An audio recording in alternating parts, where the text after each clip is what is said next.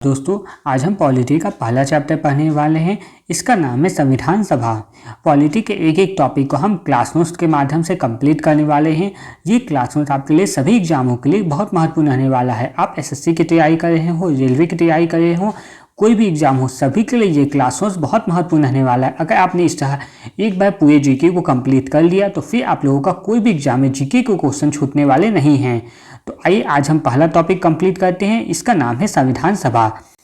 संविधान सभा के द्वारा ही भारत का जो संविधान था उसका निर्माण किया गया था। आज हम जब संविधान पढ़ते हैं वो जो संविधान था उसका निर्माण संविधान सभा के द्वारा किया गया था।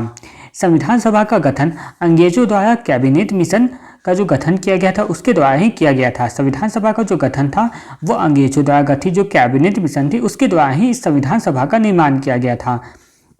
कैबिनेट मिशन भारत में कब आई थी? तो 1946 में। याद रखना आप लोगों को, कैबिनेट मिशन जो थी वो भारत में 1946 में आई थी। इसके बाद याद रखना है जुलाई 1946 में संविधान सभा का गठन किया गया था। संविधान सभा का जो गठन किया गया था वो जुलाई 1946 में किया गया था। और किसके द्वारा किया गया था? तो अंग्रेजों के द्वारा जो भेजा गया था मिशन, कैबिनेट मिशन, उसके द्वारा ही संविधान सभा का गठन किया गया था। शुरुआत में जब संविधान सभा का गठन किया गया था तो इसमें टोटल 389 मेंबर थे। टोटल इसमें जो सदस्य थे संविधान सभा में वो 389 मेंबर थे, जिसमें से 293 जो सदस्य इसके थे वो ब्रिटिश प्रांत के थे, यानी ब्रिटिश प्रांत के जो 293 सदस्य थे सबसे ज़्यादा। फिर 92 जो इसमें सदस्य थे वो देसी रियासत के थे। देसी रियासत के जो सदस्य थे वो 92 थे। और 4 इसमें याद रखना है चीफ कमिश्नर थे। चीफ कमिश्नर थे वो 4 थे। तीसरा 389 मेंबर थे इसमें। अब ये जो मेंबर आए थे इनका चुनाव कैसे किया गया था? तो इनका जो चुनाव किया गया था वो 10 लाख लोगों पर एक मेंबर का चुनाव किया गया था। जैसे आज के टाइम आप देखते होंगे एक वार्ड होता है तो उसके लिए एक वार्ड पार्षद का चुनाव किया जाता है, उसी तरह उस टाइम क्या था कि 10 लाख लोग मिलकर एक मेंबर का चुनाव करते थे। इसके बाद आगे देख लेते हैं, इसमें वो है इनमें पहुंचने वाले मेंबरों को 3 संप्रदायों में बांटा गया था। इनमें जितने भी मेंबर थे उन सभी मेंबरों को 3 संप्रदायों में बांटा गया था। ये थे मुस्लिम, सिख और सामान्य। मुस्लिम जिसके अंतर्गत मुस्लिम वर्ग को रखा गया था, सिख जिसके अंतर्गत सिख वर्ग को रखा गया था, उसके अलावा हिंदू या और भी जो समाज के लोग थे उन सभी को, धर्म के लोगों को सामान्य वर्ग के अंतर्गत रखा गया था। इसके अंतर्गत 2 पार्टियां भी इसमें शामिल हुई थी। वो चीज़ आप लोग याद रखेंगे, 2 पार्टियां इसमें शामिल हुई थी। पहला जो थी वो कांग्रेस पार्टी थी जिसके सबसे ज़्यादा सदस्य इसमें शामिल हुए थे, और अगला है जो मुस्लिम लीग थी। ये 2 पार्टियां इसमें शामिल हुई थी। संविधान सभा की जो पहली बैठक हुई थी ये 9 दिसंबर 1946 को हुई थी। संविधान सभा की जो पहली बैठक हुई थी ये बैठक 9 दिसंबर 1946 को हुई थी। इस बैठक में क्या हुआ था तो इसमें याद रखना है आप लोगों को, इसमें सबसे जो बुजुर्ग सदस्य थे डॉक्टर सच्चिदानंद सिन्हा, उनको अस्थायी अध्यक्ष के रूप में चुना गया। जो डॉक्टर सच्चिदानंद सिन्हा थे उस सभा के सबसे बुजुर्ग सदस्य थे, इन्हें ही अस्थायी अध्यक्ष के रूप में चुना गया था। लेकिन मुस्लिमों के द्वारा ये विरोध किया गया था, मुस्लिमों के द्वारा विरोध किया गया, जिसके बाद 11 दिसंबर 1946 को डॉक्टर राजेंद्र प्रसाद को अस्थायी अध्यक्ष के रूप में चुन लिया गया था। याद रखना 9 दिसंबर को डॉक्टर सच्चिदानंद को अध्यक्ष के रूप में चुना गया था, लेकिन मुस्लिम लीग के द्वारा उसमें विरोध किया गया, तो जिसके बाद 11 दिसंबर 1946 को डॉक्टर सच्चिदानंद सिन्हा को अस्थायी अध्यक्ष के रूप में चुन लिया गया था। इसके बाद 13 दिसंबर 1946 को जवाहरलाल नेहरू के द्वारा एक उद्देश्य प्रस्ताव को पारित किया गया, पेश किया गया था। जवाहरलाल नेहरू के द्वारा एक उद्देश्य प्रस्ताव को पेश किया गया था, और ये जो प्रस्ताव था ये प्रस्ताव 22 जनवरी 1947 को पास हुआ। जवाहरलाल नेहरू के द्वारा जो 13 दिसंबर 1946 को एक प्रस्ताव पेश किया गया था, ये प्रस्ताव जो पास हुआ था वो 22 जनवरी 1947 को पास हुआ था। और उसके बाद संविधान बनने की जो प्रक्रिया थी वो प्रारंभ हो गई थी। संविधान बन गया था, उसके बाद 9 दिसंबर से को जो बैठक हुआ तो 9 दिसंबर से लेकर 13 दिसंबर तक इसमें उद्देश्य प्रस्ताव पारित हुआ। 13 दिसंबर को पेश किया गया था जवाहरलाल नेहरू के द्वारा, और उसके बाद भी 22 जनवरी को जब जो उद्देश्य प्रस्ताव था वो पारित हो गया था, उसके बाद ही संविधान जो बनने की जो प्रक्रिया थी वो शुरू हुई थी। इसके अलावा फिर आपको याद रखना है सलाहकारी समिति के जो अध्यक्ष थे वो BN राव थे। सलाहकारी समिति के जो अध्यक्ष बनाए गए थे वो BN राव थे। इसके बाद तो आप लोगों को पता होगा संविधान का जो निर्माण था, संविधान का निर्माण करना एक बहुत बड़ी चुनौती थी। तो संविधान का इतने बड़े कार्य को करने के लिए पहले क्या किया गया, तो इसके लिए कुल 13 समिति बना दी गई थी। 13 अलग अलग समिति बना दिया गया था, और सभी समिति को कुछ कुछ कार्य दे दिया गया था। इनमें कुछ प्रमुख समिति जिनके नाम हैं संचालन समिति, और इसका अध्यक्ष बनाया गया था डॉक्टर राजेंद्र प्रसाद को। फिर प्रांत संचालन समिति जो था उसके जो अध्यक्ष है वो वल्लभ भाई पटेल थे।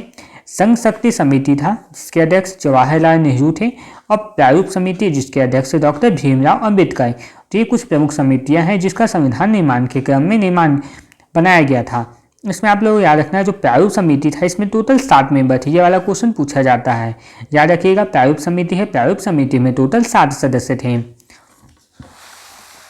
अब आगे के पॉइंट को देख लेते हैं, वो है भारतीय संविधान के निर्माता के रूप में भीमराव अंबेडकर को जाना जाता है। यानी भारतीय संविधान का जो निर्माता था तो निर्माता के रूप में भीमराव अंबेडकर को इसमें जाना जाता है। संविधान का जो निर्माण था तो निर्माण करने में 2 वर्ष 11 महीना 18 दिन का समय लगा था। याद रखना है आप लोगों को, संविधान का जब निर्माण किया गया था तो इसमें 2 वर्ष 11 महीने 18 दिन का समय लगा था। भारत का जो संविधान था वो फाइनली 26 नवंबर 1949 को बनकर तैयार हो गया था। भारत का जो संविधान था वो 26 नवंबर 1949 के दिन भारत का संविधान था वो पारित किया गया था। इसे अंगीकृत किया गया था, उस समय लागू नहीं किया गया था, इसे केवल अंगीकृत किया गया था। इसलिए 26 नवंबर को हम संविधान दिवस के रूप में मनाते हैं। उसके बाद इस समय जब भारत का संविधान जो बना था उसमें टोटल आप लोगों को याद रखना है 284 लोगों ने इस पर हस्ताक्षर किया था। ये आप लोगों को नंबर याद रखना है। भारत का संविधान बना था उसमें टोटल 284 सदस्यों का इसमें हस्ताक्षर था।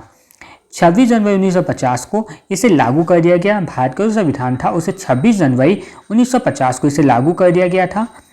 इसमें टोटल जब भारत का संविधान बना था उस टाइम इसमें टोटल 395 अनुच्छेद थे, 22 इसमें भाग थे और 8 इसमें अनुसूचियां बनाई गई थी। याद रखना आप लोगों को 395 अनुच्छेद है।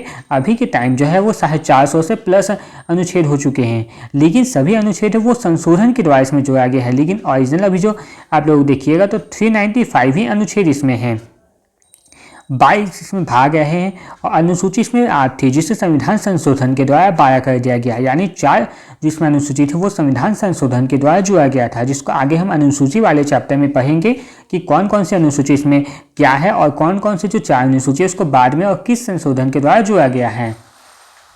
इसके बाद अगला आप लोगों को याद रखना है, पाकिस्तान के निर्माण के बाद मात्र 299 सदस्य ही बच जाते हैं जिसके द्वारा संविधान का निर्माण किया गया।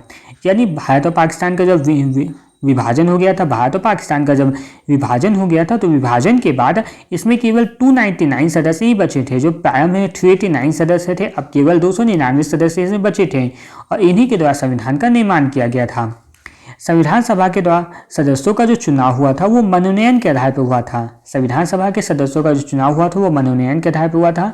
इसमें भीमराव अंबेडकर का जो चुनाव था वो बंगाल प्रांत से हुआ था। भीमराव अंबेडकर का जो चुनाव था वो बंगाल प्रांत से हुआ था। तो यहाँ तक के जितने भी संविधान सभा से रिलेटेड महत्वपूर्ण पॉइंट थे उन सभी को हमने डिस्कस कर लिया। इसी तरह नेक्स्ट टॉपिक में हमने इसके अनुसूची भाग और भी जितने भी पॉइंट है सभी को एक एक करके डिस्कस करेंगे। ये क्लासेस आप लोगों की काफ़ी महत्वपूर्ण साबित होने वाला है, इसलिए आप लोग इसको मिस ना करें, एक बार आप इसके जरूर पढ़ के देखें। तो इस तरह और भी आगे की वीडियो आप लोगों को मिलते रहेगा, इसलिए आप लोग चैनल को सब्सक्राइब करके रखिएगा। धन्यवाद।